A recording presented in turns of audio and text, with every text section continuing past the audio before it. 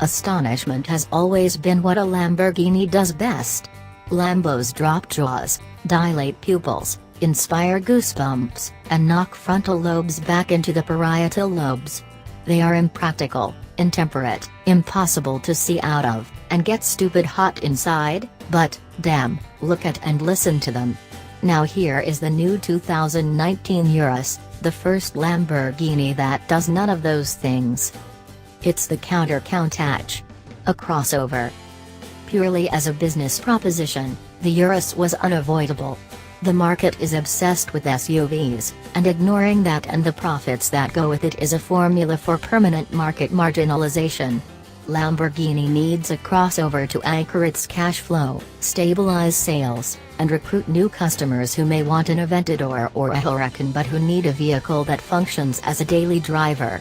If Lamborghini sells the 3,500 plus Uruses it intends to annually, that effectively doubles the company's sales. Will success ruin Lamborghini? It's V8 time again. The Urus is the first V8-powered Lambo since the Jalpa left production in 1988. But while the Jalpa's 255 horsepower 3.5-liter V8 was an independent Lamborghini design, the Urus is a product of the Volkswagen Group and leverages the assets of the massive corporation. So the Urus's engine is a 641 horsepower version of the twin-turbocharged 4.0-liter V8 used in high-end Autos, some Bentleys, and the Porsche Panamera. Lamborghini vaguely claims that demon tweaks including specific cylinder heads have been applied, but the V8 is assembled at a Volkswagen plant in Hungary and shipped to Lamborghini as a complete unit. It's not as charismatic as the Huracan's V10 or as intimidating as the Aventador's V12, but the Hungarian V8 under the Urus's hood defines the vehicle's character. Lamborghini has fitted it with an exhaust system that burbles with menace even at idle and snarls ferociously under load as it approaches its 6,750 revolution per minute redline. The twin-scroll turbos between the cylinder banks endow it with low end thump. Unlike any previous Lamborghini's engine, they've all been naturally aspirated until now. There's 627 pounds-to-foot of torque between 2,250 and 4,500 revolutions per minute, and plenty below and above those points, so the 8-cylinder endows the Urus with a responsive muscularity that's as mesmerizing as a Lamborghini engine should be. Even though it grunts unlike any previous Lambo engine. The V8 feeds a version of ZF's familiar 8-speed automatic transmission that can be manually shifted using trigger-like paddles behind the steering wheel. In turn, it sends torque to a torsion center differential that can dispatch up to 70% of the thrust to the front axle or a maximum of 87% rearward. But the real trick is the torque vectoring differential at the rear that coordinates with a rear-wheel steering system to add nimbleness at all speeds. Shared genes. What the VW Group gene pool gives, it also takes away. The Urus uses the same large SUV platform used for Audi's Q7 and upcoming Q8, the Bentley Bentayga, and the Porsche Cayenne. In the universe of SUV engineering there's nothing wrong with VW's MLB Evo platform, but it is engineered primarily to Audi's preferences, with the engine hanging out forward of the front axle line. Beyond the obvious weight bias concerns, it necessitates a blunter nose than maybe even the Euro market regulations would have required and structural hard points that are more blocky than sleek. The Urus's body shell is built at the same plant in Bratislava, Slovakia, where the Q7 and the Cayenne are assembled, and then it's shipped to Lamborghini's new Urus assembly line in Sant'Agata, Italy, with its mostly aluminum skin already painted. From there, Lamborghini assured us, everything is assembled by hand by genuine humans. The robots at the facility move parts to various workstations. The Urus's 118.2-inch wheelbase is a slight 0.3 inch longer than the Q7's, and its 201.3-inch overall length stretches 1.7 inches longer than that of the Audi.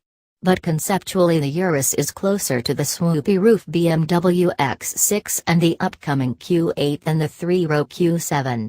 Both front seats are more aggressively bolstered than expected in a crossover, while a standard rear bench allows 3 across seating.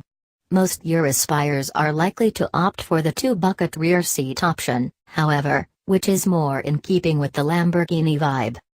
Theatrical insides. Hexagons dominate the Urus's dashboard with aviation-style controls. Does the start button really need to be under a red flip cover? And the shifter is a big handle that simulates a jet's throttle and is framed by smaller Tamburo levers, the left one for selecting from up to 6 anima driving modes: Strada, Street, Sport, Corsa, Race, Neve, Snow, and the optional Sabbia, Sand, and Terra, Off-Road, and the right side activating the customizable Ego mode. Think of it as Jungian on the left and Freudian on the right. A lot of the interior is pure exotic car theater, but it's from the driver's seat that the Urus feels most like other Lamborghinis. Yeah, you're sitting upright and relatively high, but it's easy to suspend one's disbelief and pretend that the engine isn't in the wrong place and that there aren't 3 too many apertures. Surrounded in contrast stitched microsuede and carbon fiber, it's as much X-Wing fighter as family hauler. It's truly athletic. And compared with basically any other SUV, this is a blisteringly fast beast. Lamborghini claims that 0 to 62 miles per hour takes only 3.6 seconds and that the Urus will reach a top speed just shy of 190 miles per hour, which makes it the fastest production SUV on the market. The Tesla Model X ran to 60 miles per hour in 3.3 seconds in our testing, but the Model X is limited to a 130 mile per hour top speed. The Urus beats that by 60 miles per hour, and shouldn't top speed be the criterion by which all crossovers are ultimately judged? Equipped with the optional 285/35R23 front and 325/30R23 Pirelli P0 rear tires and running in the aggressive Corsa mode, the Urus has grip that seems to go on forever, right up until the moment it doesn't. During a few proctored laps around the Vallelunga circuit outside Rome, the Urus's steering was impressively quick, and the nose would turn in sweetly. But burn into a corner a little hot and the nose will push. Lamborghinis aren't supposed to understeer in our book. Racetracks are great fun, but the Urus is more impressive on the road, where it lopes along feeling understressed and composed, if stiffly sprung. At a cruise the exhaust nicely quiets down, the transmission heads for a high gear, and engine speeds drop to barely above idle. Lamborghini has built long-legged tourers before, including the 350 GT and the Espada, and in an oblique way, the Urus represents a return of those cars' long-lost talents. Beyond that, the Urus also brings back some of the ability of the legendary LM002 SUV that Lamborghini built in the late 1980s and early 90s. The Urus is nowhere near as narrowly focused as that raw off-roader, but the new model was easy to hustle around a small dirt course set up outside Vallelunga. Moab and the Rubicon may still be beyond it, however.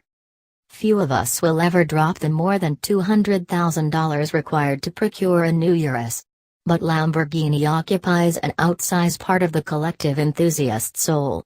If the Urus succeeds and allows the company to create more spectacular machines as it stares down the electrified future, it will have served all our dreams well, and will have done for its maker what the Cayenne, and now the Panamera, have done for Porsche. A Lamborghini is a Lamborghini because Lamborghini says it is, yet it's tough to imagine any teenager having a poster of an Urus up in their room.